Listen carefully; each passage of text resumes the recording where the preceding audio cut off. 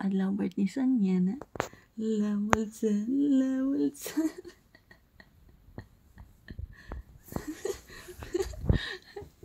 Subong na nga adlaw ang kaadlawan ni Inday sa iya nga first birthday.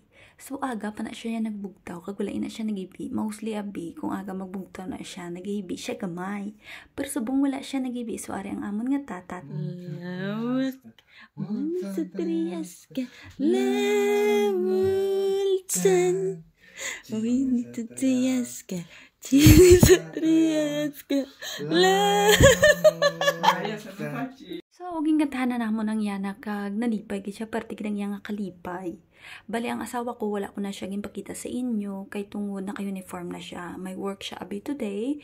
So, ganito na talaga kasimple yung pa-celebrate namin ng birthday ng Inday exactly sa araw ng kanyang kapanganakan. Pero yung big party ng aking anak is sa Sabado nga. So yan pala yung cake na maliit na binili namin. Tapos bumili rin kami ng kanyang candle para naman may huyupon siya ba. So ara na nag-wish na kami sang yana pero natuyo siya kay aga pa sa amin nagbugtaw mo. So kindala ko siya diri sa amon nga kitchen upod kong akon nga ugangan. So, nilagay ko siya dito sa upuan at para naman nga makapta niya ang iya nga cake pa. So, ayan na, nag-start na siya. Kuhan sang iya nga cake, tapos pinatikim ko rin siya. Kaso nga lang ayaw niyang kumain ng matamis ba. So, ginpabayaan ko lang da siya ang maguruhan pang sang iya nga cake kay tungod. First birthday gani niya. So, para naman ma-enjoy niya ang iya nga maliit nga cake. Supposed to be dapat, isalabas kami ng aking ginanba para naman igala yung yana. Kaso nga lang is malamig sa labas. So, dito na lang talaga kami magstay ng yana. At pagkatapos niya doon sa kitchen, tingnan niyo naman, yung kanyang pantalon is meron pa diyang stain ng cake. Bali, pumunta agad kami dito sa aming room para naman makipaglaro or makipaghampang ako sa iya. At ganyan pala yung mga toys ng yana. May mga sound yan kasi ayaw niya ng laruan na walang sound. Mas nag-enjoy kasi yung aming prinsesa kapag yung kanyang pinaglaruan ay merong sound. Alam niyo naman na mahilig din to yung aking anak sa mga aklat tsaka mga notebook. So every time na kami ay pumupunta sa mga store dito tapos napadaan kami sa mahilera ng mga notebook or libro, kailangan mo siyang bigyan kasi kung hindi, grabe talaga yung kanyang iyak. Pero kung bibigyan mo naman siya abi exchange for the notebook ng Barbie, ayaw niya. Gusto niya talaga yung aklat. Grabe, super bilis talaga ng araw tsaka panahon kasi nga turning 1 na itong aming yana.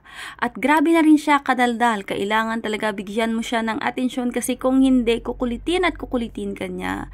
Kaya gina-enjoy ko gid ang every moment namon sang Inday samtang nagahampang kami kay meron na siyang knowledge ba nung mga 10 months siya kasi is tinuturuan ko na siya ng mga kulay ba, numbers and animals. So kahit papano is meron na talaga siyang knowledge. Tapos yung piano ba na binigay rin yan sa amin is meron na rin siyang mag point ba ng kanyang kamay. Nilagyan ko pala ng jacket yung Inday kasi feeling ko malamig dito sa aming bahay. Meron naman kaming heater pero ewan ko ba, nafe-feel ko talaga yung lamig inside our house kasi sa labas super lamig. Then after na maglaro ng aking yana dito sa kanyang mga laruan, so ito nilagay ko siya dito sa aming bed at nanonood siya ng kanyang screen time. Pa-relax lang muna dyan yung aming prinsesa kasi napagod siya sa kanyang paglalaro. Tapos binigyan ko siya ng biscuits para naman habang nag-screen time siya is busog yung kanyang tiyan. Dahil nga na feeling bored na yung Inday, kaya ayan, ginakwat ko siya kag nagsurusaot-saot kami anay diri nga duwa. Happy first birthday sa akon, maganda nga bata, guwapagit nga bata. So nagsulod sa diri sa iya nga hampanganan, kay gusto niya magsulod ba?